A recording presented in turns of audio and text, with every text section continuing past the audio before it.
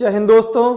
मैं अनुभव वर्मा षष्ठी क्लासेस में आपका हार्दिक स्वागत करता हूं। दोस्तों हिंदी के क्रम में मैं आपको वर्णमाला और हिंदी साहित्य का क्रमिक विकास ये दो वीडियो ऑलरेडी बना चुका हूं। दोस्तों अब हम अपना शब्दकोश चालू करेंगे और शब्दकोश में जो हमारा पहला टॉपिक है वो है समश्रुति भिन्नार्थक शब्द।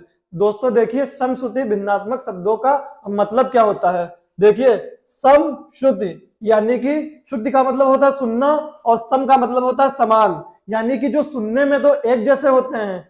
भिन्नार्थक यानी कि जिनका अर्थ भिन्न होता है। तो ऐसे शब्द जो कि सुनने में एक जैसे होते हैं लेकिन उनका अर्थ जो है वो भिन्न होता है, समश्रुति भिन्नात्मक शब्द कहलाते हैं। दोस्तों देखिए, मैंने परीक्षा के दृष्टिकोण से अत्यंत ही महत्वपूर्ण समश्रुति भिन्नात्मक शब्दों का संकलन आप लोगों के लिए किया है। लगभग 100 के आसपास मैंने वो समश्रुति भिन्नात्मक शब्द आपके लिए संकलित किए हैं जो आगामी परीक्षाओं में आने वाले हैं या 10-15 साल में पिछली विगत परीक्षाओं में पूछे गए हैं। दोस्तों चलिए दोस्तों शुरुआत करते हैं। देखिए दोस्तों, पहला है अप्रत्य और अपथ्य।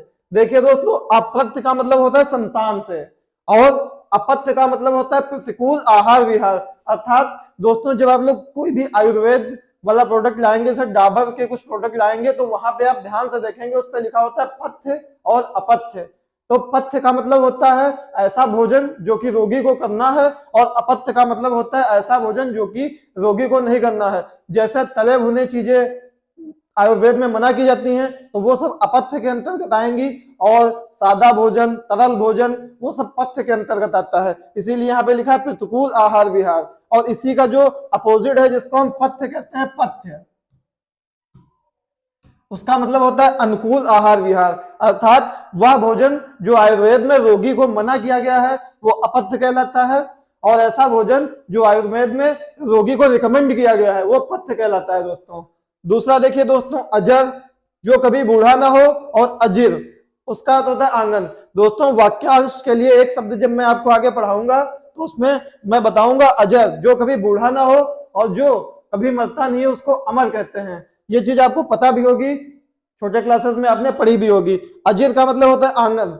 दोस्तों आंगन का जो तत्सम शब्द है वो अजिर है। जब मैं आपको तत्सम और तद्भव शब्दों के बारे में विस्तार से वर्णन करवाऊंगा तो वहां पे मैं आंगन का जो तत्सम शब्द है वो अजिर, उसके बारे में मैं आपको बताऊंगा। तो अजिर का अर्थ होता है आंगन। आगे चलते हैं दोस्तों। दूसरा देखिए अंत, इसके बारे में तो आप आसानी से जानते हो कि समाप्ति। जैसे आपने सोचा आदि से अंत तक, यानी कि आदि प्रारंभ और अंत क्या है, समाप्ति की ओर। अंत ये वर्ड बहुत ही इंपॉर्टेंट है दोस्तों। अंत का मतलब होता है नीच। देखिए दोस्तों होता क्या है, आप लोगों ने देखा होगा जो लोग निम्न जाति में जन्म लेते हैं उनको पहले शूद्र कहा जाता था, उसके बाद शूद्र से उनका वर्ण बदल के हरिजन कर दिया गया और उसके बाद भी ये शब्द प्रयोग किया जाता है अंत। गांधी जी ने जो अपने लेखों में है इस शब्द का बहुत ही प्रयोग किया गया अंत, यानी कि नीच। और इसका ये भी अर्थ होता है कि जो उच्च जाति में अगर जिसने जन्म लिया उसके अगर कर्म नीच है तो भी उसको अंत ही कहा जाता है। और जो उच्च जाति में जन्म लेता है उसको कहते हैं कुलीन। क्या कहते हैं दोस्तों, कुलीन। जो उच्च जाति में जन्म लेता है और जो निम्न जाति में जन्म लेता है उसको शूद्र या अंत्य बोलते हैं। और जो छोटे निम्न काम करता है चाहे वो भले ही कुलीन क्यों ना हो उसको भी हम अंत्य कहते हैं, यानी कि नीच। जैसे जो नीच व्यक्ति है उसके लिए अंत्य व्यक्ति भी प्रयोग किया जा सकता है। दोस्तों चौथा है अंबा, अंबा, अंबे, जगदम्बा। दोस्तों आप लोगों ने जैसे दुर्गा माता की आरती की होगी उसमें आपने देखा होगा अंबे, जगदम्बे, ये सब माँ के लिए शब्द प्रयोग किए गए हैं। पुराने समय में अंबा और अंब ये शब्द ज्यादा प्रयोग किए जाते थे। आप कोई भी पुराना वैदिक काल का अगर सीरियल देखते हैं तो उसमें माँ के लिए अंबा या अंब शब्द का प्रयोग किया जाएगा और अंबे और जगदम्बा ये भी शब्द प्रयोग किए जाते हैं माँ के लिए, और अंबु जल के लिए प्रयोग किया जाता है। अब आप दोस्तों देख सकते हैं दोनों के जो प्रोनाउंसिएशन है सुनने में देखिए एक जैसे हैं और अर्थ कितना अलग है, इसीलिए इनको समश्रुति भिन्नात्मक शब्द कहा जाता है। दोस्तों पांचवा देखिए दोस्तों, अक्ष या चक्षु। इसका मतलब होता है आंख, अक्ष का मतलब होता है अक्ष से ही, जैसे आप लोगों ने गणित में पढ़ा होगा समांतर अक्ष या लंबवत अक्ष, इसका मतलब वहां से है। और जो अक्षी होता है बड़ी की मात्रा लग जाएगी तो ग्रह, धाम, घर और अस्तित्व से इसका मतलब होता है। और चक्षु और अक्षी क्या उसका मतलब आंख से होता है दोस्तों।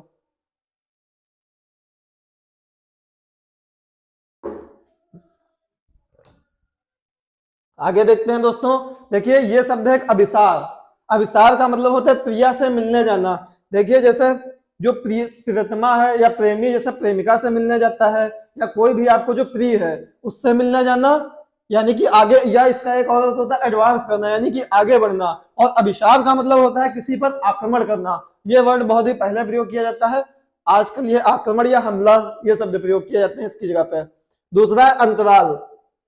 अंतराल देखिए कहते नहीं है कि आपका अगर पेपर 2 शिफ्टों में है तो 2 घंटे का अंतराल है या 3 घंटे का अंतराल है, यानी कि जो अंतराल का मतलब होता है खाली समय।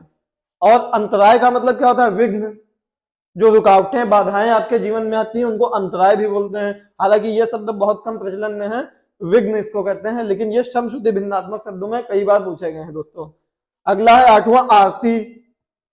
ये इस वर्ड से आप लोग बिल्कुल ही भली भांति परिचित होंगे। आरती का मतलब होता है पूजा पाठ से, और आरती ये वर्ड ध्यान रखेंगे दोस्तों। देखिए खाली मात्रा का अंतर है, आरती का मतलब पूजा पाठ होता है और आरती का मतलब होता है दुख या विरक्ति से होता है। तो ये वर्ड आप ध्यान रखेंगे, विशेष ध्यान देंगे इस पे। आगे देखिए अर्घ। अर्घ क्या मतलब होता है, हवन सामग्री।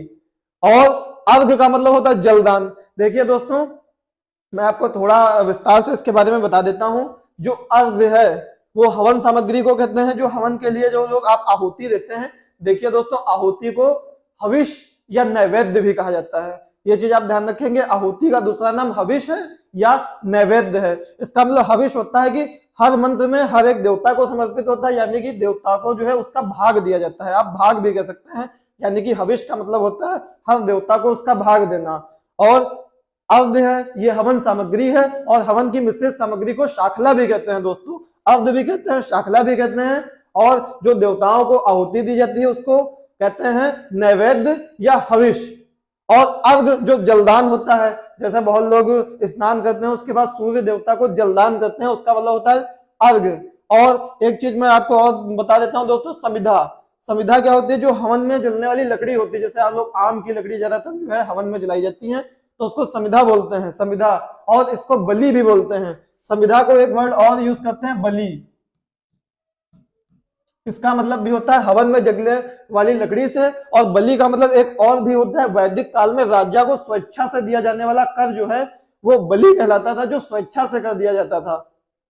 और दोस्तों जो आप पान, देखिए जब आप लोग यज्ञ करते होंगे तो पान को अर्पित करते होंगे, तो दोस्तों पान का जो पुराना नाम है, पान को पहले तांबुल बोला जाता था, तांबुल।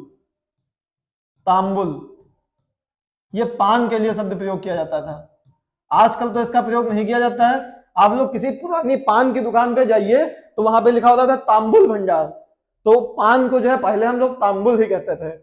आगे देखिए अभिज्ञ। ये वाला वर्ड देखने के लिए पहले आप ये 2 वर्ड देख लीजिए, उसके बाद ये आपको समझ में आएंगे, जो कि मैंने नीचे लिख दिए हैं। देखिए अज्ञ। अज्ञ उसको कहते हैं जो कुछ नहीं जानता, समझ लीजिए मूर्ख। अज्ञ के लिए क्या है, जो कुछ ना जानता हो, मूर्ख। अज्ञ। विज्ञ क्या होता है, जो कुछ जानता हो, और जो सब कुछ जानता हो उसके लिए आता है सर्वज्ञ। अब इसी से देखिए हर बार जैसे कि यहाँ पे अभिज्ञ लिखा है, तो अभिज्ञ का मतलब ये नहीं है, विज्ञ मतलब ज्ञान से है, जिसको कोई ज्ञान ना हो। हर बार अगर आ लग जाता है तो इसका मतलब नहीं सही नहीं होता है, लेकिन ज्यादातर बार यही होता है कि आ लगने से उसका अर्थ नहीं से हो जाता है। इसीलिए मैंने दोस्तों आपको ये बता दिया, यहाँ पे जो अभिज्ञ है इसका मतलब है जानकार, जो कुछ जानता हो। और अनभिज्ञ, अनभिज्ञ यहाँ पे अन शब्द आया है, ये भी निगेटिव अर्थ में ही आता है। इसका मतलब होता है जो कुछ नहीं जानता हो। और अभिज्ञ का मतलब भी मूर्ख होता है, और अज्ञ का मतलब भी मूर्ख होता है। और अज्ञ का उल्टा क्या होता है, विज्ञ। अज्ञ का विलोम विज्ञ होता है। आप देख लीजिए इसको ध्यान से दोस्तों, अज्ञ जो कुछ ना जानता हो यानी कि मूर्ख, ठीक है दोस्तों। विज्ञ जो कुछ जानता हो, जो सब कुछ जानता है उसको क्या कहते हैं, सर्वज्ञ। अब इसका इसी का यहाँ पे देखिए अभिज्ञ। अभिज्ञ का मतलब होता है विज्ञ से, जानकार। अनभिज्ञ का मतलब होता है जो कुछ नहीं जानता है, और अभिज्ञ का मतलब मूर्ख, और उसके लिए हम अज्ञ शब्द का भी प्रयोग करते हैं दोस्तों। आगे देखिए अवधूत। अवधूत इसका बारे में आप जानते होंगे, सन्यासी। देखिए मैंने सन्यासी जिस तरह से लिखा है, आप लोग भी सन्यासी इसी तरह से लिखेंगे। वर्तनी शुद्धिकरण में ये बहुत बार आ गया है। देखिए सन्यासी का मतलब होता है सन्यासी, इसको हम इस तरह से बोलते हैं सन्यासी। तो देखिए एक अनुस्वार ऊपर लगा है, ये आधा ना, अगर हम अनुस्वार हटा देंगे तो ये सन्यासी हो जाएगा, और अगर ना को हटा देंगे तो हो जाएगा सन्यासी। लेकिन ये वर्ड जो होता है प्रॉपर प्रोनाउंसिएशन इसका होता है सन्यासी, इसीलिए सन्यासी। बिंदी भी लगेगी, ना भी लगेगा। बहुत लोग सोचते हैं यार बिंदी भी लगी है ना भी लगा है, गलत होगा, लेकिन नहीं, इसका आप प्रॉपर प्रोनाउंसिएशन जब करेंगे तो सन्यासी का अर्थ होता है सन्यासी। ठीक है दोस्तों। और अधूत, अधूत का मतलब निडर होता है। कहते नहीं कितना अधूत बालक है, ये मान ही नहीं रहा है, या धूत भी कह देते हैं इसकी जगह, अधूत की जगह धूत शब्द का भी प्रयोग कर दिया जाता है, कितना धूत या ढीठ, ढीठ बालक है, यानी कि निडर है, चाहे जितना मारो उसको कोई फर्क नहीं पड़ता है। इसका मतलब अधूत, धूत या ढीठ यानी कि निडर। कहते हैं ज्यादा मत मारना वरना वो ढीठ बन जाएगा, यानी कि निडर बन जाएगा, फिर उसको मारने वारने का कोई उसके इफेक्ट नहीं पड़ेगा दोस्तों। अगला देखिए आदर्श और आदर्श, ये दो शब्द देख लीजिए। आदर्श वो होता है जिसको हम अनुकरण करते हैं, अनुकरण को इंग्लिश में इमिटेशन कहते हैं। अनुकरण करने का मतलब होता है दोस्तों नकल करना। जैसे आप कोई भी महापुरुष है, जैसे गांधी जी हैं या नेहरू जी हैं या सरदार वल्लभ भाई पटेल हैं, कोई ना कोई रोल मॉडल बना लेता है अपना, तो उसको क्या करते हैं, उसके गुणों को आप आत्मसात करने की कोशिश करते हैं अपने अंदर, तो उसको कहते हैं आदर्श या अनुकरण। ठीक है दोस्तों।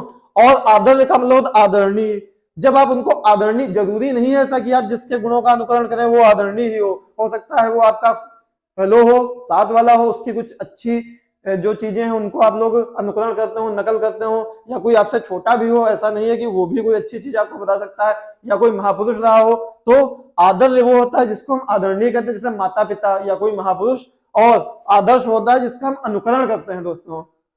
आगे देखिए दो शब्द हैं आदि और आधि। अच्छा, आदि और व्याधि ये दोनों शब्द एक साथ आते हैं, इसीलिए मैंने यहाँ पे लिख दिया। हालांकि व्याधि और आधि जो है ये शब्द भिन्नात्मक शब्द नहीं है, लेकिन मैंने इसका अर्थ स्पष्ट करने के लिए आप यहाँ पे लिख दिया। देखिए आदि का मतलब होता है मानसिक कष्ट और व्याधि का मतलब होता है शारीरिक कष्ट। और आपने देखा होगा कुछ लोग कष्ट में होते हैं, उनको मानसिक कष्ट भी होता है, शारीरिक कष्ट भी होता है, तो हम दोनों शब्दों का प्रयोग करते हैं आदि व्याधि। तो इस चीज का बिल्कुल ही आप लोग ध्यान रखेंगे कि आदि का मतलब है मानसिक कष्ट और व्याधि का मतलब है शारीरिक कष्ट। आदि, आदि का मतलब आधा हिस्सा भाग, बहुत ही सिंपल है, लेकिन ये दो वर्ड आप ध्यान रखेंगे आदि व्याधि। आगे चलते हैं दोस्तों। आगे देखिए दोस्तों आदि प्रारंभ, मैंने भी आपको बताया था आदि का होता है मानसिक कष्ट और आदि का मतलब आधा हिस्सा। देखिए 15 नंबर इति, ये वाला वर्ड आप ध्यान रखेंगे।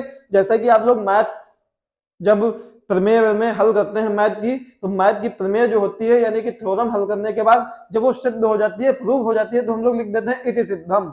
इसका मतलब हुआ अब ये सिद्ध हो गई है, अब यहाँ पे हमारे सारे स्टेप खत्म हो चुके हैं, अब उसके आगे कोई स्टेप बचा नहीं है, यानी कि ये अब खत्म है, ये प्रमेय जो है या थ्योरम जो है प्रूव हो चुकी है। तो यही इति का मतलब होता है समाप्त होना, और इति का मतलब होता है विघ्न। देखिए दोस्तों केवल यहाँ पे छोटी का प्रयोग है, यहाँ पे बड़ी का प्रयोग है, अर्थ में कितना अंतर है, इसीलिए तो इनको समश्रुति भिन्नात्मक शब्द कहा गया है। सुनने में एक जैसे हैं, अर्थ में देखिए इसका मतलब समाप्त होना, इसका मतलब भिन्न है, कोई मेलजोल ही नहीं है, बिल्कुल अलग अर्थ निकल रहे हैं इनके। इत्र, इसके बारे में भी आप बिल्कुल परिचित हैं इससे, इसको मुझे बताने की आवश्यकता नहीं है। इत्र का मतलब होता है सुगंधित पदार्थों से, और इतर का मतलब होता है दूसरा, अन्य। ठीक है दोस्तों, तो ये भी देखिए कितना अंतर है इनमें। इत्र मतलब सुगंध, इतर मतलब दूसरा या अन्य।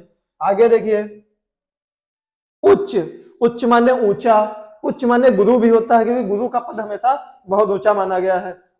अधो, देखिए दो वर्ड होते हैं अधोमुखी ऊर्ध्वमुखी, यानी कि अधोमुखी का मतलब होता है टॉप टू बॉटम और ऊर्ध्वमुखी का मतलब होता है बॉटम टू टॉप। यानी कि देखिए दोस्तों अधोमुखी इस तरह से चलता है, टॉप से बॉटम की ओर, और ऊर्ध्वमुखी ऊपर की ओर चलता है।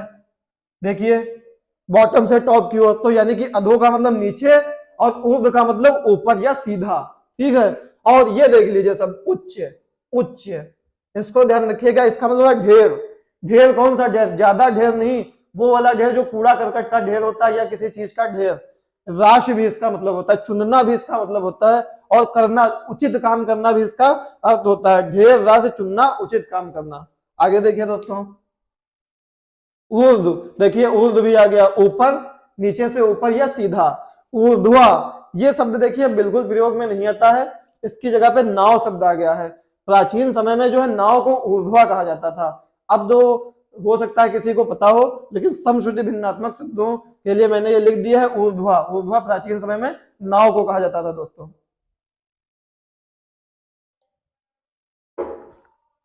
देखिए ये भी 3 शब्द एक ही जैसे हैं, एकता, एकता, एकत। तो इस शब्द से तो आप भली भांति परिचित हैं। एकता, एकता का मतलब एक साथ काम करना, संगठित होकर काम करना, यानी कि संगठन से है। एकत, एकत एकत्रित होने से है, एकत से ही एकत्रित बना है, यानी कि एक स्थान पर। और ये देखिए विसर्ग लगा है, एकता यानी कि एक और, एकता एक और, एकता संगठन, और एकत यानी कि एकत्रित एक स्थान पर। ठीक है दोस्तों। आगे है कर्तन। कर्तन का मतलब होता है कतरना या कुतरना, जैसे चूहे आप लोगों के कपड़े उपड़े नहीं कुतर देते हैं, वही है कर्तन। और कीर्तन, ये तो आपको बहुत अच्छी तरीके से पता है, भजन कीर्तन पूजा पाठ। आगे चलते हैं। कटक, देखिए कटक जो है वो उड़ीसा का एक स्थान है, आप लोग भली भांति परिचित होंगे। जो हमारे देश के महापुरुष हैं, अभी शायद 24 या 25 जनवरी को जो है आप लोगों ने देखा होगा उनका जन्मदिन भी मनाया गया है। सुभाष चंद्र बोस, उनका जन्म कहाँ हुआ था? कटक में। और सुभाष चंद्र बोस जी का जन्मदिन पराक्रम दिवस के रूप में मनाया जाता है, जो कि इस बार सड़क सुरक्षा सप्ताह के रूप में मनाया गया था दोस्तों। ये चीज आप ध्यान रखेंगे, आगामी परीक्षाओं के लिए बहुत महत्वपूर्ण है, जो समसामयिकी पूछी जाती है उसके लिए। आगे देखिए, कटक का मतलब समुद्री कटक भी होता है, और कटक का जो सबसे ज्यादा अर्थ होता है वो सेना से लिया जाता है, सेना। और कटुक या कटु कड़वा शब्द होता है, जैसे कहते नहीं वो बहुत ही कटु बोलता है, यानी कि कड़वे वचन बोलता है। करकट, और वो करकट, देखिए बहुत लोग इस करकट को इस तरह लिखते हैं, देखिए कूड़ा कचरा वाला करकट ये है, ये करकट कर्क प्लस टा से मिलकर बना हुआ है। और ये जिद आप लोग जानते होंगे, कर्क एक राशि है, देखिए कर्क एक राशि है। कर्क केकड़ा को भी कहते हैं, कर्क रेखा है, और कर्क रोग कैंसर को कहते हैं दोस्तों। कैंसर का हिंदी नाम क्या है? कर्क रोग। कर्क राशि भी है, केकड़ा भी है, और कर्क रेखा भी है। करकट यानी कि कूड़ा कचरा। आगे देखिए अभय, यानी कि अभय, जिसको भय ना लगता हो, निर्भय। उभयनिष्ठ, अच्छा देखिए मैंने दोस्तों उभयनिष्ठ की जगह ये इंग्लिश का शब्द लिखा है कॉमन। देखिए दोस्तों उभयनिष्ठ का बहुत ही चीजों में अर्थ लिया जाता है। जैसे अगर हम कहें कि कौन से जानवर पानी में रहते हैं, कौन से जानवर जमीन पर रहते हैं, तो अगर उसमें जो जानवर दोनों जगह रहते होंगे वो उभयनिष्ठ हो जाएंगे। फिर हम कहते हैं कौन से जानवर जमीन पर रहते हैं, कौन से उड़ते हैं, जो जमीन पर रहते हैं उड़ते हैं वो भी कॉमन हो जाएंगे। तो इसका आप इंग्लिश में ही केवल अर्थ समझ लीजिए, उभयनिष्ठ का मतलब होता है कॉमन। इसका अर्थ कई परिप्रेक्ष्य में लिया जाता है, जहां पर भी कोई एक बंदा दोनों जगह काम कर रहा होगा वो कॉमन होगा। जैसा मैच नहीं हम लोग बचपन में खेलते थे, 2 टीम्स होती थी, जैसे मान लीजिए 11 लोग हैं तो 5-5 लोग एक टीम में बट गए, एक बचा तो कहते थे तुमको कॉमन बना देंगे, तुम दोनों तरफ से बैटिंग कर लेना, बॉलिंग नहीं कराएंगे, उसको कीपरिंग करा देते थे। और बाद में क्या होता था दोस्तों, बाद में जो टीम वाले मेंबर होते थे वही बैटिंग कर लेते थे, बेचारा कॉमन बैटिंग भी नहीं पता था। आगे देखिए अली, ये शब्द दोस्तों वेरी वेरी इंपॉर्टेंट कर लीजिएगा, वेरी वेरी इंपॉर्टेंट। दोस्तों मैंने 2 बार बीएड का पेपर दिया है, दोनों बार ये क्वेश्चन आया है, अली और अली। देखिए अली का मतलब मुस्लिम लोगों की जात से मतलब नहीं है, यहाँ पे अली का मतलब होता है सखी, सखा या मित्र। महिलाओं के लिए सखी होती हैं, पुरुषों के लिए सखा या मित्र, या महिलाओं के लिए सहेली भी कह सकते हैं। और अली का मतलब होता है भौरा। आगे देखिए दिन, दिन का मतलब होता है दिवस, और दीन दुखिया, गरीब लोगों को कहते हैं दीन, अरे वो बड़ा दीन दुखिया है, बेचारे को कुछ दान दे देना चाहिए, इस तरह से हम लोग वर्ड यूज ही करते रहते हैं। तो ये ज्यादा कठिन नहीं है। चिर, चिर का मतलब होता है बहुत पुराना, कहते हैं नहीं वो चिर प्राचीन चीज है, प्राचीन का मतलब भी बहुत पुराना होता है, और चिर का मतलब भी बहुत पुराना होता है। और चीर यानी कि कपड़ा, आप लोगों ने महाभारत में सुना होगा द्रौपदी चीर हरण, तो चीर बहुत पहले कपड़े को ही कहा जाता था, जिसमें उनके कपड़ों का ही तो हरण किया गया था। तो हरण का मतलब उनको निर्वस्त्र करने की बहुत ही नापाक कोशिश की गई थी। चीर हरण यानी कि चीर का मतलब कपड़े से होता है। आगे देखिए मंदिर, मंदिर का मतलब होता है भगवान का स्थान, देवालय, जहां पर जो भगवान का स्थान होता है उसको हम लोग देवालय कहते हैं। आगे मदिरा, मदिरा से तो आप लोग जानते हैं शराब से होता है मंदिरा, मंदिरा का मतलब होता है अश्वशाला, जहां पे अश्व बांधे जाते थे, यानी कि जहां पे घोड़ों का अस्तबल भी कह सकते हैं हम इसको। आगे सकल, कुल या संपूर्ण, कुल या पूरा संपूर्ण, जब हम मतलब टोटल, जैसे कि आप लोगों ने जीडीपी के बारे में सुना होगा, सकल घरेलू उत्पाद, जितना हमारा घरेलू उत्पाद होता है सब जोड़ के वो जीडीपी में काउंट किया जाता है, तो वही है जीडीपी। सकल का मतलब होता है कुल, संपूर्ण। और मैंने शाकला, शाकला भी मैंने आपको बताया था अर्ध वाला, अर्ध का मतलब भी होता है यज्ञ की सामग्री और शाकला का मतलब भी होता है यज्ञ की सामग्री, और इसका जो पुराना नाम है वो शाकल्य है। शाकल्य का मतलब भी होता है यज्ञ की मिश्रित सामग्री, और शकल का मतलब जब ये वाला सा आ जाएगा तो किसी अंश की बात की जाएगी, कोई चीज है उसके थोड़े पार्ट की बात की जा रही है, उसके भाग की बात की जा रही है। तो इन दोनों वर्णों को आप बहुत ही ध्यान से देखेंगे, केवल शा का अंतर है, और देखिए अर्थ कितना बदला हुआ है। आगे देखिए अनिल, अनिल का मतलब होता है हवा वायु समीर, बचपन से आप लोग ये पर्यायवाची पढ़ते आ रहे हैं। और अनिल का मतलब होता है आग या अग्नि। आगे चलते हैं दोस्तों, देखिए अंबुज, अंबुज का मतलब कमल, अंबुज का मतलब सागर, अंबुज का मतलब बादल। देखिए जहां पे भी जा आ जाए, देखिए अंबुज जा, वहां पे कमल से मतलब पंकज अंबुज, और जहां पे धा तो यदि अंबुध नीर निधि, तो वहां पे सागर आ जाता है, जहां पे दा आ जाता है अंबुद, वहां पे बादल। ये चीज आप याद रखिएगा, बहुत आपको हेल्प करेगी। जहां पे दा आ जाएगा वहां पे बादल से अर्थ हो जाएगा, जहां पे धी वाला आ जाएगा अंबुद या तोयद या कुछ भी, वो सागर से मतलब होगा, और जहां पे जा आ जाएगा अंबुज, वो कमल से मतलब होगा वहां पे। देखिए यदा कदा, ये दो शब्द है, मैंने ये शब्द केवल आप लोगों को बताने के लिए लिख दिया गया है, लिखा है, ये इनका समश्रुति भिन्नात्मक शब्द नहीं है, क्योंकि इसका उच्चारण बहुत ही अलग है। देखिए यदा, यदा यदा ही धर्मस्य वाला आप लोगों ने दोहा या श्लोक सुना होगा, तो यदा यदा क्या मतलब होता है, यदा यदा ही धर्मस्य ग्लानिर्भवति निर्वृति भारता, यानी कि जब जब भारत में धर्म की ग्लानि होगी। तो यानी कि यदा का मतलब होता है जब, और कदा का मतलब कब, ठीक है। और कदापि मतलब कभी, कहते नहीं थी मैं कदापि तुम्हें ये चीज नहीं दूंगा, मैं कभी नहीं तुमको ये चीज दूंगा, ठीक है। तो कदापि का मतलब होता है कभी। ये देखिए नियत, इसका मतलब होता है निश्चित, और ये नियत होता है इरादा, कहते नहीं है उसकी नियत खराब है, उसका इरादे, उसके इरादे खराब हैं, उसका मंतव्य बहुत खराब है। नियत का मतलब होता है इरादा, नियत बड़ी की मात्रा है, और छोटी का मतलब होता है निश्चित, नियत स्थान, एक निश्चित स्थान, कहेंगे तुम हमको 8 बजे उस निश्चित स्थान पे मिलना, यानी कि नियत स्थान पे मिलना। आगे देखते हैं दोस्तों,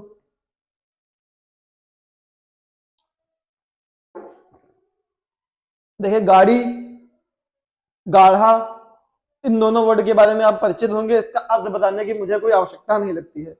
आगे देखिए गाढ़ी, इसका मतलब होता है गिरी, पर्वत, ठीक है दोस्तों। पर्यंत, तक, भर, कहते हैं देखिए जीवन पर्यंत, जीवन भर चलने, कहते हैं सीखना सिखाना शिक्षा ग्रहण करना, माँ के गर्भ से जीवन पर्यंत चलने वाली क्रिया है, जब तक आदमी कब्र में नहीं जाता है। कहने का मतलब होता है कि जो हम लोग शिक्षा लेते हैं, सीखते सिखाते हैं, वो माँ के गर्भ से चालू करके जीवन पर्यंत लेते रहते हैं, जब तक हम लोग कब्र में नहीं चले जाते, जब तक हमारी मृत्यु नहीं हो जाती है। इसीलिए कहते हैं दोस्तों, मृत्यु ही हमारे जीवन का अंतिम सत्य है, अंतिम गंतव्य स्थान है, यानी कि डेस्टिनेशन है। आप लोगों ने एक पिक्चर भी देखी होगी फाइनल डेस्टिनेशन, जो कि हॉलीवुड की एक पिक्चर है, आप लोग उसको जरूर देखिएगा, ठीक है दोस्तों। और पर्यक, पर्यक का मतलब होता है पलंग चारपाई खटिया, पलंग का जो है वो तत्सम रूप पर्यक है। जब मैं आपको तद्भव सत्सम के बारे में पढ़ाऊंगा इसके बाद, तो मैं वहां पर आपको इसके बारे में विस्तार से बताऊंगा दोस्तों। आगे देखिए शंकर, तो इनसे, ये तो हिंदू धर्म के भगवान भोलेनाथ को जो है शंकर बोला जाता है, और शंकर का मतलब होता है हाइब्रिड, मिश्रित।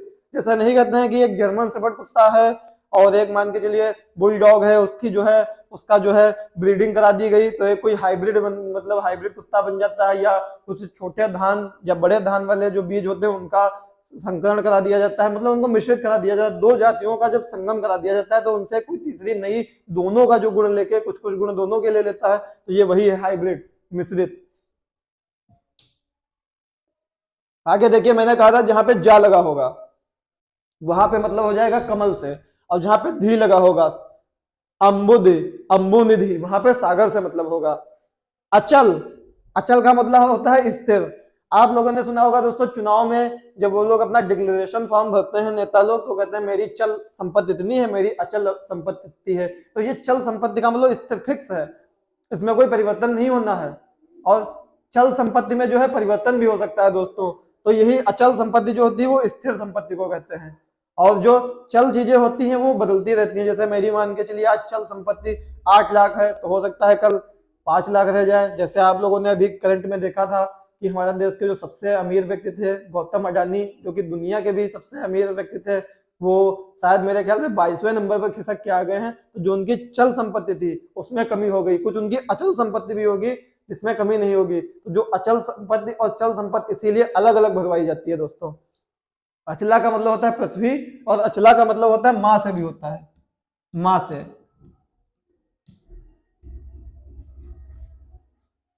आगे देखिए दोस्तों, कुल। कुल का मतलब क्या होता है? संपूर्ण, टोटल। और कुल का मतलब होता है वंश। मैंने अभी बताया ना, जो उच्च कुल में जन्म लेता है उसको कुलीन बोलते हैं, और जो निम्न कुल में जन्म लेता है उसको अंत्य बोलते हैं। देखिए वंश। और कुल का मतलब क्या होता है? किनारा। अब देखिए कुल का एक इंग्लिश का अर्थ होता है ठंडा, तो ये भी आप लोग याद रखिए। कुल का मतलब किनारा, कुल का मतलब संपूर्ण, और इस पे भी आप लोग भी इंपॉर्टेंट कर लेंगे। ये क्वेश्चन भी कई बार पूछा गया है, कुल और कुल। आगे देखिए दोस्तों, निर्जर, निर्जन और निर्जर, तीन शब्द एक ही जैसे हैं। देखिए निर्जन जन वाला है, निर्जन यानी कि वैसा स्थान जहां पे कोई जन मानव रहता ही नहीं है। निर्जर, झरना, इसके बारे में आपने सुना ही होगा। निर्जल यानी कि जल, देवता के लिए कहा गया है। ठीक है दोस्तों। आगे है सर।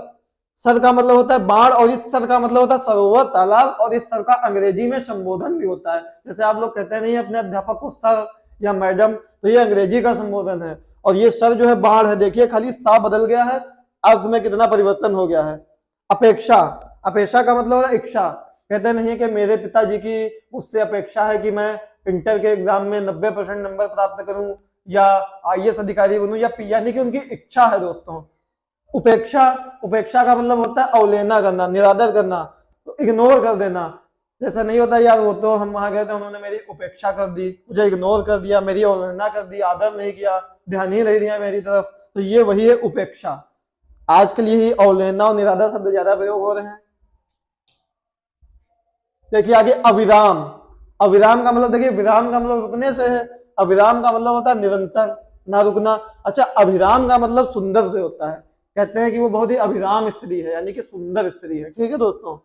आलसी, दर्पण, कहावत भी होगी, हाथ कंगन को आलसी क्या, पढ़े लिखे को फारसी क्या। ठीक है, तो ये वहीं से निकला। आलसी का मतलब होता है दर्पण या शीशा। और ये जो आलसी होती थी, ये वैदिक वाणी को कहते थे दोस्तों। वैदिक वाणी, जो हमारे वेदों में वाणी कही गई है, उसको बोलते हैं आलसी, वैदिक वाणी को। देखिए इसमें भी केवल सा का ही डिफरेंस है, अर्थ में बहुत ज्यादा अंतर है। अनिष्ट, टा जहां पे आएगा अनिष्ट, यानी कि जो आपका नुकसान चाहता हो। कहते नहीं है वो यार बंदा है, वो मेरा अनिष्ट चाहता है, यानी कि नुकसान चाहता है, आपकी हानि चाहता है। निष्ठ, निष्ठावान, कह देते हैं यार वो बंदा जो है मेरे प्रति बहुत ही निष्ठ है, निष्ठावान है, मेरे लिए कुछ भी कर सकता है। और अनिष्ट, निष्ठाहीन, वो यार नौकर था, वो बड़ा ही अनिष्ट था, निष्ठाहीन था, इसीलिए मैंने उसको नौकरी से निकाल दिया। इसी तरह के शब्द जो है आम जीवन में हम लोग प्रयोग भी करते हैं। आगे देखिए अशक्त, शक्त और अशक्त। देखिए ये दोनों वर्ड जो हैं शब्द श्रुति भिन्नात्मक है। ये केवल मैंने आपको अर्थ बताने के लिए आप लोगों को लिखवा दिया है यहाँ पे। देखिए दोस्तों, अशक्त, अशक्त का मतलब होता है किसी चीज में रम जाना, मतलब केवल उसी की ओर ध्यान देना, दुनिया से विरक्त हो जाना। कहते नहीं है यार वो बंदा, वो है, देखिए वो लड़का उस लड़की के पीछे बिल्कुल पागल है, अशक्त है, उसके अलावा उसको कुछ दिखाई ही नहीं देता, पढ़ाई वढ़ाई सब छोड़ दी है, मतलब उसके ही पीछे भागे जा रहे हैं, और जो इंपॉर्टेंट काम है जो हमारे जीवन के, उसके प्रति बिल्कुल हम विरक्त हो गए हैं, मतलब उनसे बिल्कुल मोह माया ही खत्म हो गई है। और अशक्त का, शक्त का मतलब क्या होता है? शक्त का मतलब शक्ति से होता है, जो शक्तिशाली होता है। अशक्त का मतलब जो शक्तिहीन है। देखिए अब्ज, मैंने कहा था जहां पर भी जा आएगा वो कमल के लिए आएगा, और जहां पर भी दा आएगा वो बादल के लिए आएगा। ठीक है दोस्तों, तो ये दो वर्ड भी आप याद रखेंगे, ये भी जो है इंपॉर्टेंट है। अन्न, अन्न का मतलब अनाज से है, अन्न का मतलब दूसरा है, बहुत ही आसान है ये दोस्तों। आगे देखिए कृति और कृति, ये दोनों वर्ड आप ध्यान रखेंगे। जैसे कोई राइटर है, मान लीजिए मुंशी प्रेमचंद्र है, तो उन्होंने क्या लिखी है? गोदान या नमक का दरोगा लिखा है। तो मुंशी चंद्र ने जो नमक का दरोगा लिखा है वो मुंशी चंद्र प्रेमचंद्र की कृति है, यानी कि कृति। और मुंशी प्रेमचंद्र क्या है? कृति है, यानी कि रचनाकार है उसके। ठीक है दोस्तों, तो कृति का मतलब होता है किसी राइटर या लेखक या कवि की रचना जो वो लिखता है, और कृति का मतलब होता है जो रचना लिखी गई है उसका राइटर कौन है, यानी कि रचनाकार कौन है। आगे देखिए क्षमा, क्षमा का मतलब होता है माफी से, ये तो बहुत ही सिंपल है। क्षमा का मतलब होता है पृथ्वी। ठीक है दोस्तों।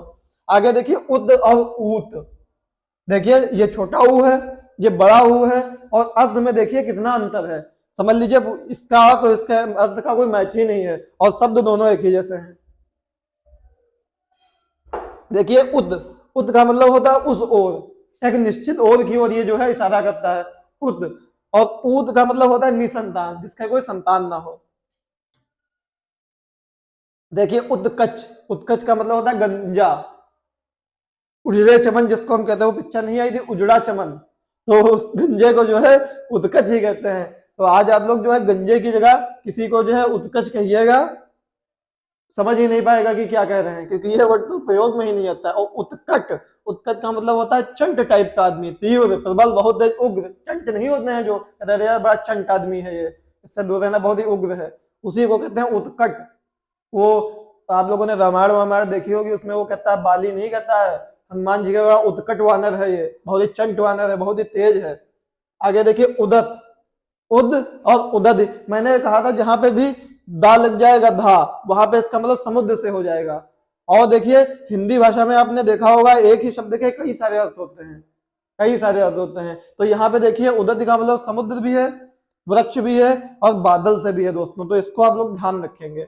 और ये उद का मतलब है जल, मैंने आपको पहले ही बताया है। उदत, उदत देखिए वो उदत जो उदय हो रहा हो, यानी कि सूर्य, सूर्य। और मैंने आपको सूर्य के बारे में बताया है कि सूर्य के दो रूप होते हैं। जो सूर्य सुबह का सूर्य होता है, उदय होता हुआ सूर्य, उदय होता हुआ सूर्य, उदय होता हुआ सूर्य, उदय होते हुए सूर्य को हम कहते हैं अरुण,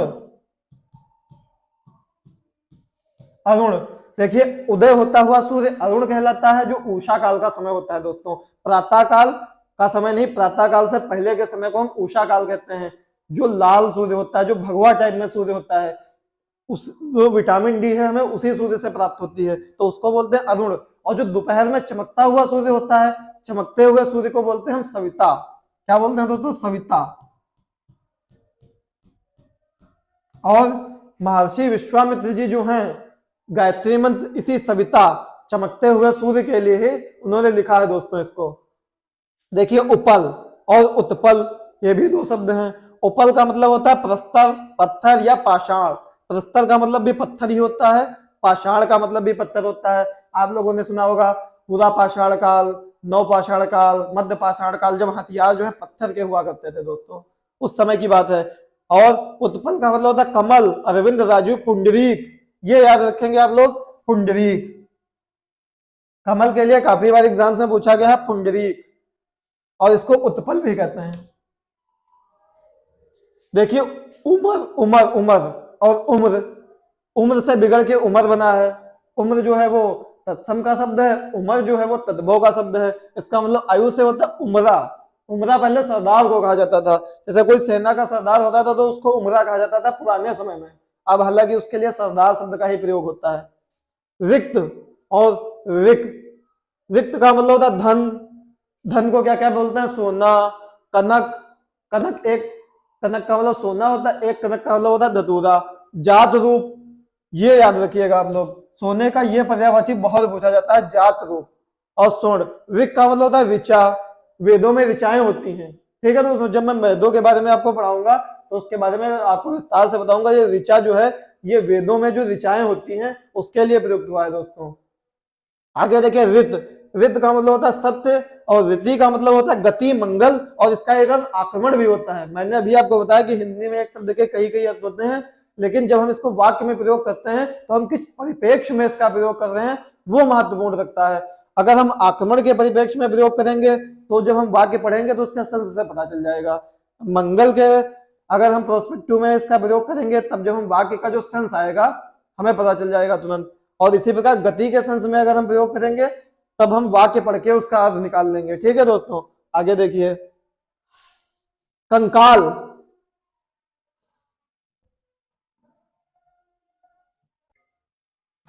देखिए दोस्तों कंकाल का मतलब क्या है, इससे आप भली भांति परिचित हैं। कंकाल का मतलब होता है हड्डियों का ढांचा, और कंगाल का मतलब होता है गरीब।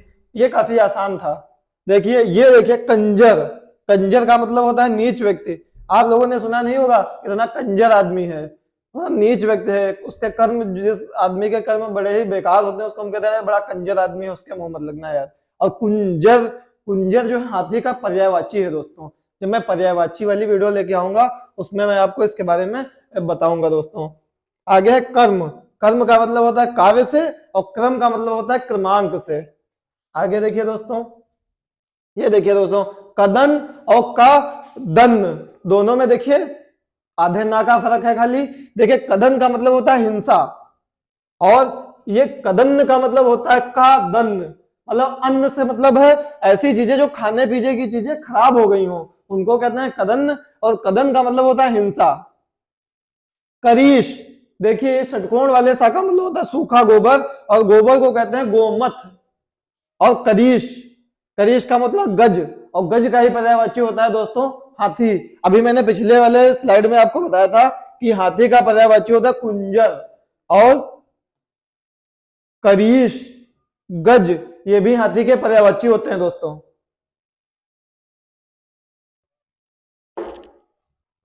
देखिए कस, ये वाला सा आएगा तो इसका मतलब होता है चाबुक, और इस कस का मतलब होता है कसौटी, और इस कस का मतलब होता है कस के पकड़ना, बल। कस मतलब कस के नहीं पकड़ने को कहते हैं कस के पकड़ना, तो ये वही है कस के पकड़ना, यानी कि बल लगा के पकड़ना। और एक दोस्तों एक सिगरेट वाला कस भी होता है, दारू वाला भी कस होता है, कहते हैं चलो यार लाओ जरा सिगरेट एक कस मार लेते हैं, हालांकि उसका हिंदी में काम नहीं है, लेकिन उसका मतलब भी कसी होता है। आगे देखिए दोस्तों, कलमाश। कलमाश का मतलब होता है काला या चितकबरा। देखिए काला या चितकबरा, और इस कलमश का मतलब होता है पाप। देखिए जो आप लोगों ने दोस्तों शक्तिमान सीरियल देखा होगा, शक्तिमान सीरियल में वो कौन था, तमराज किल्विश। तो किल्विश का जो कैरेक्टर है, क्योंकि वो पापी होता है, आप लोगों ने देखा होगा वो इतने पाप करता है कि सफेद शक्तिपुंज काला हो जाता है, तो यहीं से लिया गया है कलमश से, कलमश से किलमिश ले लिया गया। देखिए दोस्तों थोड़ा कलमश अच्छा नहीं लग रहा था तो उन्होंने किलमिश बना दिया, तो किलमिश का मतलब पाप सही होता है दोस्तों। देखिए कांता, कांता का मतलब होता है सुंदर स्त्री, बड़ी कांता औरत है, ठीक है, उसका मतलब है कांता, कांता सुंदर स्त्री। और कांतार का मतलब होता है वन जंगल। इस पे देखिए दोस्तों वेरी वेरी इंपॉर्टेंट लगा लेंगे, ये जो है पर्यायवाची जो है वन का पर्यायवाची या जंगल का पर्यायवाची कांतार, ये बहुत बार पूछा गया है दोस्तों। देखिए कुछ, छोटा जो कुछ है इसका मतलब होता है स्तन, और ये जो कूच होता है इसका मतलब होता है प्रस्थान करना। पहले होता नहीं था कि आज रात सेनाएं यहाँ पे विश्राम करेंगी और सुबह सूर्य की पहली किरण के साथ ही प्रस्थान करेंगी या कूच करेंगी, तो ये वही है कूच या प्रस्थान। आगे देखिए कुजन, कु और जन, जन का मतलब लोगों से होता है, कु माने बुरे लोग, यानी कि बुरे लोगों का मतलब होता है दुर्जन, और कुजन बड़ा कु की मात्रा देखिए लगी है, तो इसका मतलब होता है पक्षियों का चहचहाना, और पक्षियों के चहचहाने के लिए वाक्यांश के लिए एक शब्द प्रयोग किया जाता है कलरव। कहता नहीं है देखिए पक्षी खेल रहे हैं कलरव कर रहे हैं, तो इसका मतलब होता है पक्षियों का चहचहाना यानी कि कलरव। देखिए कृषाण, कृषाण किसान, या किसान का ही दूसरा नाम होता है काश्तकार, किसान को काश्तकार भी कहते हैं। और कृषाणु, कृषाणु आग, अग्नि या ज्वाला, कृषाणु का मतलब होता है आग, अग्नि या ज्वाला। और एक दोस्तों शब्द है कृपाण, कृपाण, ये देखिए जो सिख लोग होते हैं वो एक छोटी छुरी अपने साथ में रखते हैं, उसको बोलते हैं कृपाण।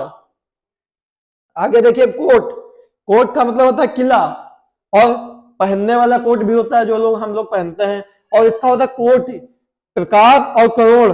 देखिए यहां से जो है इस शब्द का मैं इसके बारे में थोड़ा आपको बताता हूं कि आप लोगों ने सुना होगा हिंदू धर्म में 33 कोटि देवी देवता हैं। अब देखिए उसका गलत मतलब निकाल दिया जाता है कि कोटि का मतलब करोड़ है, तो 33 करोड़ देवी देवता है। 33 करोड़ देवी देवता नहीं होते हैं दोस्तों, आज आप इसके बारे में पढ़ेंगे घर में। 33 प्रकार के देवी देवता होते हैं, यानी कि 33 कोटि देवी देवता होते हैं, करोड़ नहीं होते हैं। वो बहुत ही गलत मतलब उसका निकाला गया है। जिन्होंने हिंदू धर्म की गलत तरीके से व्याख्या की है उन्होंने इस कोटि का मतलब वहां पे करोड़ ले लिया गया है। और मैंने आपको बताया है कि हिंदी भाषा की यही खासियत है कि एक शब्द के कई मतलब होते हैं, लेकिन हम जो वाक्य में प्रयोग होता है वहां देखते हैं कि किस परिप्रेक्ष्य में उसका प्रयोग हुआ है, किस संदर्भ में उसका प्रयोग हुआ है, वहां से उसका अर्थ निकाला जाता है। जैसे सैंधव, सैंधव का मतलब होता है नमक और सैंधव का मतलब घोड़ा होता है। अगर कोई भोजन करने बैठेगा तो अगर वो सैंधव बोलेगा तो वहां पर आपको खुद समझना होगा यार नमक मांगेगा, वहां कोई घोड़ा नहीं मांगेगा। और अगर उसको यात्रा करनी है और वो सैंधव मंगाएगा तो आप नमक लेके नहीं पहुंचेंगे, तो उसका मतलब होगा घोड़ा। इसीलिए आप देखिए वाक्य में देवी देवताओं के लिए अगर प्रयोग होगा तो वहां पे कोटि होगा। और इसके बारे में देखेंगे भी 33 कोटि देवता हैं कौन से, आज आप लोग इसके बारे में देखिएगा। आगे देखिए कोश। कोश का मतलब होता है शब्दों का संग्रह। कोश, कोश आप लोगों को पता है प्राचीन समय में ये दूरी मापने की इकाई होती थी और एक कोश में शायद 3 किलोमीटर होते हैं, एक कोश में 3 किलोमीटर होते हैं। और ये कोष खजाना, देखिए जो पैसे का लेन देन करता है खजाने का जो अध्यक्ष होता है उसको क्या बोलते हैं, कोषाध्यक्ष या खजांची।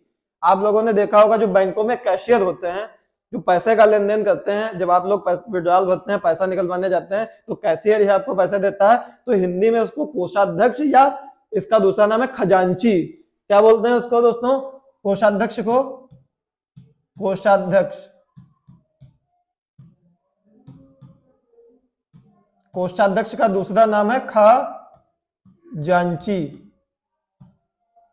ठीक है दोस्तों, आगे देख लिए खांसी। खांसी का मतलब होता है सुंदर, और खांसी एक पहाड़ भी है मेघालय में, आप लोगों ने सुना होगा खासी गारो हिल्स, एक पहाड़ी भी है। और इस खांसी का मतलब जहां पे चंद्रबिंदी लगी, इस खांसी का मतलब बीमारी से होता है, और इस खांसी का मतलब होता है सुंदर से। और खांसी एक पहाड़ी भी है, कहां पे है, मेघालय में है। और खांसी एक जनजात भी है दोस्तों। देखिए मैंने अभी आपको बताया था चंट के बारे में। चंट का मतलब होता है चालाक। जो लोग बहुत चालाक होते हैं कहते हैं यार वो बहुत चंट बालक है यार, बहुत चालाक है। और चंड का मतलब होता है तीव्र तेज। चंडी, चंडी दुर्गा माता का एक रूप है, वो काफी तीव्र क्रोधित रहती हैं, इसीलिए चंट का मतलब होता है तीव्र या तेज, और चंट का मतलब होता है चालाक। देखिए चंपत, ये तो आप लोग जानते ही होंगे सब लोग, चंपत का मतलब होता है गायब होना या भाग जाना, या इसी को मुहावरे के रूप में हम कह सकते हैं 9-2-11 हो जाना। और ये होता है चंपक। चंपक का मतलब होता है चंपा का फूल। इसके चंपा के फूल आप लोगों ने देखे होंगे। और चंपक एक क्या है, छोटे बच्चों की मैगजीन भी है।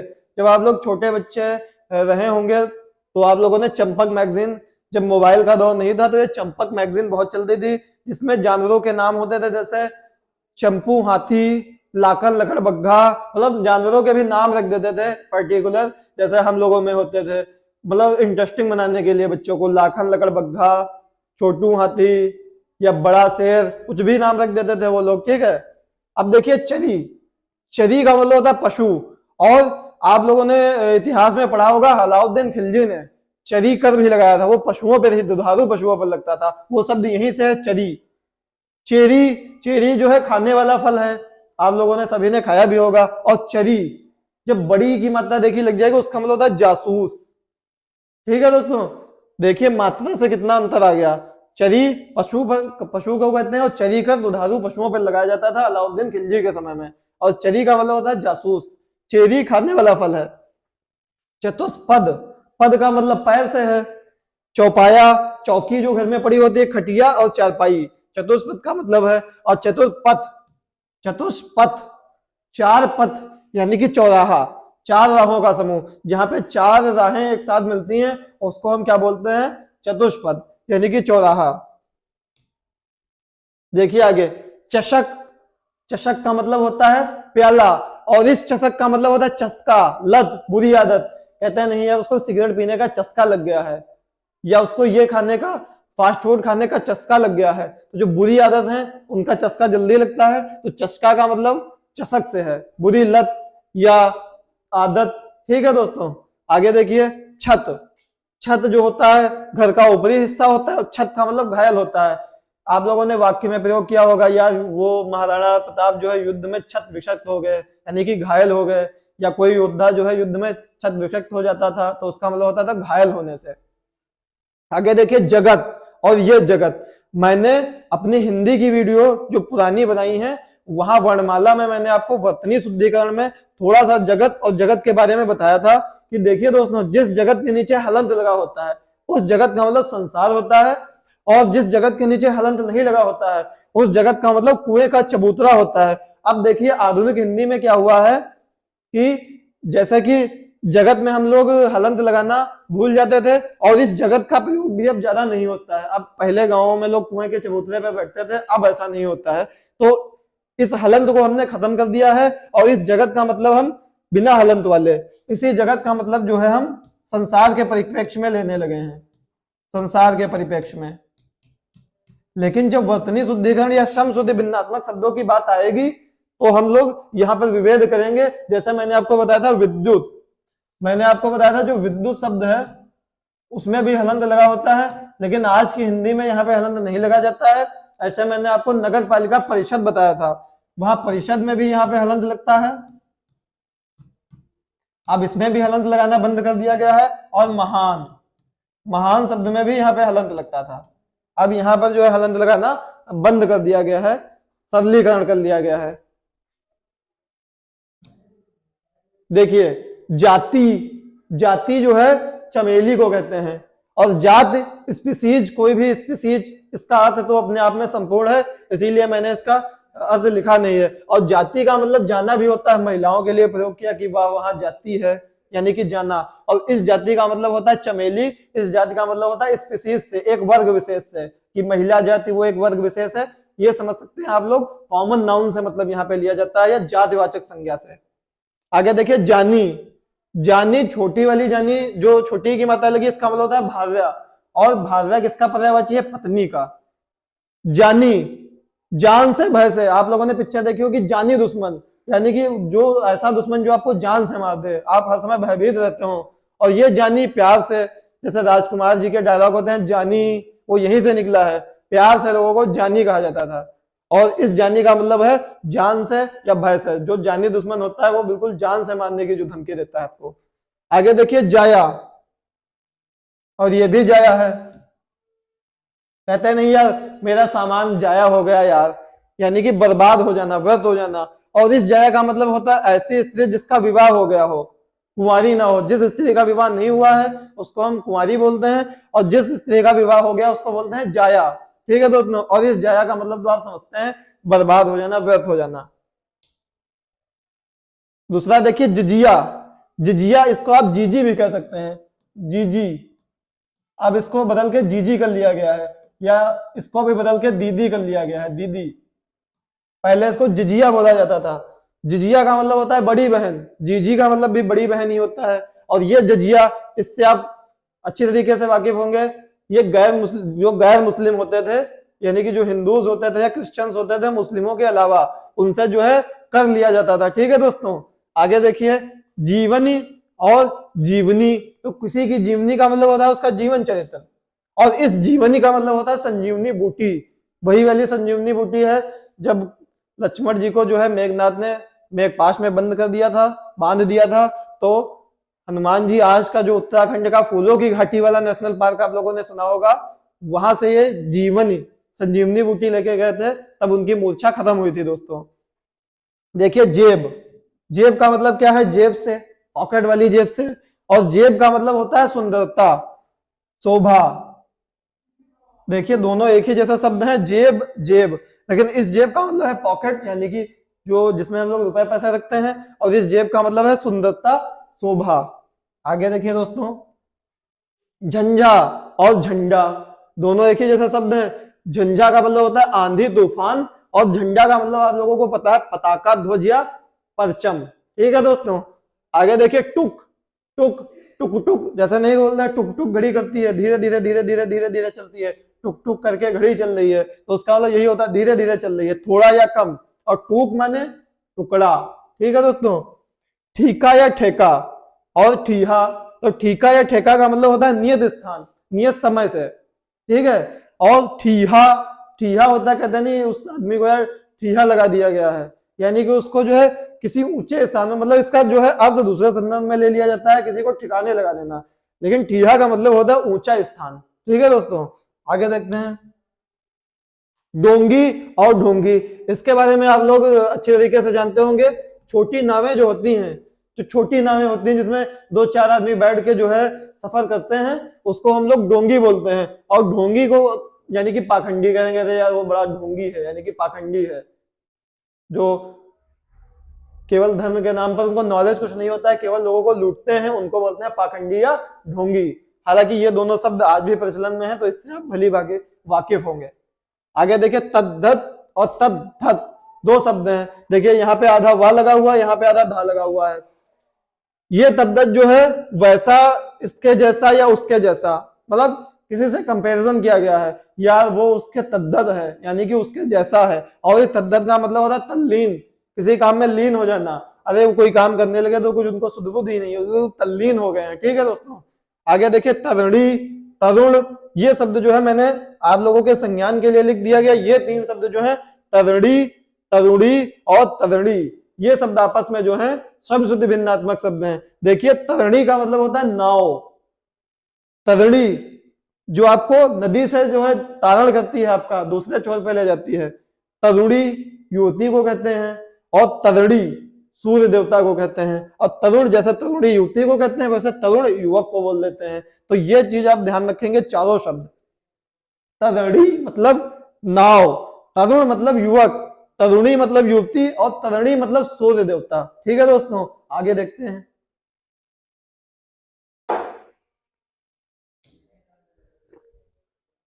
दे ताऊ और ताऊ, ताऊ जो होते हैं, जो पिताजी हैं उनके बड़े भाई को कहते हैं, यानी कि बड़े पापा को कहते हैं, बड़े पिताजी को ताऊ कहते हैं। और जहां पे छोटा हुआ आएगा, क्रोध, गुस्सा या ताप, जैसे गुस्सा जो आप करते हैं तो टेम्परेचर बढ़ जाता है, ये उसी से है, क्रोध, गुस्सा या ताप। तारीख, और ये क्या है, ये है तारीख। तारीख का मतलब होता है काला या अंधेरा, जहां पे अंधेरा होगा ऑब्वियस सी बात है वो काला ही होगा। दूसरा है तारीख, तारीख का मतलब होता है दिनांक या तिथि, इससे आप बहुत भली भांति वाकिफ होंगे। आगे है तिथ, तिथि और तिथि, ये 3 शब्द हैं। देखिए तिथ का मतलब होता है मनोज, और मनोज का ही पर्यायवाची है कामदेव। जब मैं पर्यायवाची की वीडियो लाऊंगा उसमें मैं आपको इसको विस्तृत, कामदेव के पर्यायवाची बहुत ही पूछे जाते हैं, तो मैं इनका जो है विशेष तौर पर अध्ययन कराऊंगा आपको। और मैंने अभी बताया है कि एक ही शब्द के कई अर्थ हो सकते हैं। कामदेव का अर्थ, मनोज का अर्थ कामदेव है, वर्षा और अग्नि का अर्थ भी है तिथि ही होता है। अब देखिए वर्षा तो अग्नि को बुझा देती है, दोनों विपरीत सेंस में है, लेकिन फिर भी तिथि का मतलब वर्षा और अग्नि से है। ये तिथि का मतलब तारीख और दिनांक है, और इस तिथि का मतलब होता है चंद्रमा की कलाएं। जो चंद्रमा की कलाएं होती हैं कि बदलती रहती हैं, जब आप चंद्रमा के बारे में पढ़ेंगे तो उसकी कलाओं के बारे में पढ़ेंगे, तिथि उसके लिए प्रयोग किया जाता है, चंद्रमा की कलाओं के लिए। तो देखिए ये तिथि और तिथि, इनके बारे में आप विशेष ध्यान रखेंगे। देखिए तीर्थ, पवित्र स्थान, और तीर्थ सहपाठी को कहते हैं, जो साथ में पढ़ा हो, जो आपके साथ में पढ़ा होता है उसको हम इंग्लिश में कलीग बोलते हैं और हिंदी में सहपाठी बोलते हैं। हालांकि तीर्थ शब्द ज्यादा प्रयोग नहीं होता है, लेकिन समश्रुति भिन्नात्मक शब्दों के हिसाब से अगर देखा जाए, देखिए तीर्थ तो तीर्थ में ज्यादा अंतर नहीं है, लेकिन अर्थ में बहुत बड़ा अंतर है। दास, दास किसको कहते हैं, गुलाम को कहते हैं, जो गुलाम होता है। और दास से किसको कहते हैं, दास गुलाम को कहते हैं, दास से बोलते हैं दासत्व को, दासपन को या गुलामी को। ये भाववाचक संज्ञा है, और ये हमारा गुलाम जो है ये संज्ञा शब्द है। कौन सा संज्ञा शब्द है, ये जातिवाचक संज्ञा शब्द है, और ये भाववाचक संज्ञा शब्द है। बस इतना ही अंतर है, ज्यादा नहीं है। द्वीप, हाथी, और द्वीप ऐसा स्थान जो चारों ओर से समुद्र से घिरा हो, चारों ओर से जल से घिरा हो। और मैंने अभी हाथी का एक और आपको बताया था, कुंजर और करीश, ये आप याद रखेंगे। हाथी के जो पर्यायवाची हैं, हाथी, एक देखिए गज है, एक है गजराज है, और एक कुंजर है, और एक है करीश। इतने जो 1 2 3 4 शब्द ये हाथी के बहुत ही बार पूछे गए हैं दोस्तों, हाथी के लिए। और ये द्वीप याद रखेंगे आप, द्वीप। 5 शब्द ये आप याद रखेंगे। हालांकि मैं जब पर्यायवाची की वीडियो लाऊंगा तो मैं आपको वहां पर विशेष तौर पे बता दूंगा दोस्तों। देखिए द्वीप का मतलब हाथी है, द्वीप का मतलब जो ऐसा जमीन का टुकड़ा जो चारों ओर पानी से घिरा हो। अच्छा दोस्तों, थोड़ा भूगोल की बात है, मैं आपको बताता हूं कि जो हमारा भारत है, देखिए जो भारत का साउथ का हिस्सा है यानी कि दक्षिण भारत है, वो चारों ओर से नहीं 3 ओर से समुद्र से घिरा है। तो जो ऐसा जमीन का टुकड़ा जो 3 ओर समुद्र से घिरा, उसको हम द्वीप ना कहकर क्या बोलते हैं, प्रायद्वीप। हम क्या बोलते हैं, प्रायद्वीप।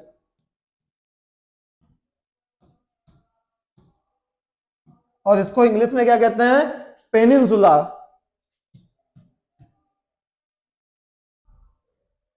पेनिनसुला। और द्वीप को इंग्लिश में बोलते हैं आइलैंड। आइलैंड। और प्रायद्वीप को कहते हैं तो पेनिनसुला। इसीलिए हम दक्षिण भारत को प्रायद्वीपीय भारत या पेनिनसुलर इंडिया बोलते हैं। ठीक है दोस्तों, जमीन का ऐसा टुकड़ा जो 3 ओर पानी से घिरा हो वो प्रायद्वीप होता है, और जमीन का ऐसा टुकड़ा जो चारों ओर पानी से घिरा हो वो द्वीप होता है। और द्वीप का मतलब हाथी से होता है। देखिए, धरा, धरा का मतलब होता है पृथ्वी या वसुंधरा, या पृथ्वी का दूसरा नाम है वसुधा। अभी मैंने इससे पहले आपको बताया था क्षमा, क्षमा भी पृथ्वी को ही कहते हैं, अचला भी पृथ्वी को ही कहते हैं। और धारा का मतलब होता है प्रवाह। जैसे नहीं होता है नदियों में धारा चल रही होती है, तो कहते हैं नदी की धारा इस साइड है, यानी कि नदी का प्रवाह उस साइड है। तो उस साइड आप तैरेंगे तो ज्यादा दूर जाएंगे, या आप कोई नाव खेलेंगे तो नाव को जो है, नाव की अपनी स्पीड तो होगी, धारा भी उसको मदद करेगी। आप उसके दूसरे डायरेक्शन में जाएंगे तो आपको ज्यादा बल लगाना पड़ेगा। देखिए नाज, नाज ये गांवों में शब्द प्रयोग किया जाता है अनाज के लिए, और ये नाज जो है हाव भाव के लिए, और ये नाज, देखिए इसमें नीचे नुक्ता लगा हुआ है तो ये हो जाएगा नाज। नाज ना होके नाज। ये उर्दू का शब्द है, कहते नहीं अरे बहुत नाज कर रहे हैं अपने ऊपर, इनको अपने ऊपर बहुत नाज है, यानी कि गर्व या घमंड है, बहुत घमंड है, तो ये नाज। और ये नाज हाव भाव से है, और ये नाज है जो हिंदी का है अनाज से है, जो गांवों में प्रयोग किया जाता है। नारी, नारी का मतलब स्त्री होता है, नाड़ी का मतलब होता है नब्ज, नस, नस को उर्दू में क्या कहते हैं, नब्ज, तो ये नब्ज से है। और नारी का मतलब होता है स्त्री। आगे देखिए दोस्तों, निवृत्त, निवृत्त और निवृत्त, निवृत्त, निवृत्त का मतलब होता है लौटा हुआ। कहते नहीं है मैंने ये काम निवृत्त कर दिया, मैंने ये काम खत्म कर दिया, लौटा हुआ, लेकिन उसका जो शाब्दिक अर्थ है वो है लौटा हुआ। अरे मैं खाना खा के निवृत्त हो गया, यानी कि मैंने खाना खा लिया। ठीक है दोस्तों, और इस निवृत्त का मतलब होता है ओढ़नी, और ओढ़नी को क्या कहते हैं, महिलाओं की ओढ़नी को दुपट्टा भी बोलते हैं। दोस्तों आज मैंने आपको लगभग 100 के करीब जो है श्रम श्रुति भिन्नात्मक शब्दों का जो है अध्ययन कराया है, और मैंने विस्तार से चर्चा की है। मैंने अपनी तरफ से आपको सारे जो शब्द हैं उनका अर्थ बताने की भी कोशिश की है, ताकि आप आसानी से सारे शब्दों में विभेद कर पाए। दोस्तों आप छोटे से बड़ा जो भी एग्जाम देंगे, ये श्रम श्रुति भिन्नात्मक शब्द आपको जो है बहुत ही हेल्प करने वाले हैं, क्योंकि मैंने आगामी जो परीक्षाएं हैं उनको ध्यान में रखते हुए, और जो विगत वर्षों के परीक्षाएं हैं वो चाहे एसएससी जीडी का हो या कोई भी बड़ा एग्जाम पीसीएस या लोअर पीसीएस का हो, उसमें जो पूछे गए हैं श्रम श्रुति भिन्नात्मक शब्द वो मैंने जो है यहाँ पे संकलित किए थे आप लोगों के लिए। दोस्तों अगर हमारा जो ये विषय वस्तु जो कंटेंट है आपको पसंद आ रहा हो तो हमारे चैनल षष्ठी क्लासेस को सब्सक्राइब जरूर कर दें दोस्तों, और मेरे इस वीडियो को जो है अपने दोस्तों में शेयर करें, और मेरे वीडियो को लाइक करें, और संदेश पट्टिका जो है इसकी उसके उस पर जो है अपने विचार जो है जरूर संप्रेषित करें, और जो आपका सुझाव या पृष्ठ पोषण है वो भी मेरे कमेंट बॉक्स पर आप प्रेषित करें, ताकि मैं अपने वीडियोस में और सुधार ला सकूं और अच्छे से अच्छा कंटेंट मैं आप लोगों को उपलब्ध करा सकूं। और आप लोग जो संदेश पट्टिका है, संदेश पट्टिका पर जो भी टॉपिक आप लोगों को पढ़ना है वो आप अगर नीचे कमेंट बॉक्स में उसको बताएंगे तो मैं उस पर वीडियो लाने की कोशिश करूंगा, और जो आप लोगों को दुविधा आ रही है उसको भी दूर करने की अपनी तरफ से पूरी कोशिश करूंगा दोस्तों। धन्यवाद दोस्तों। बन गया सर।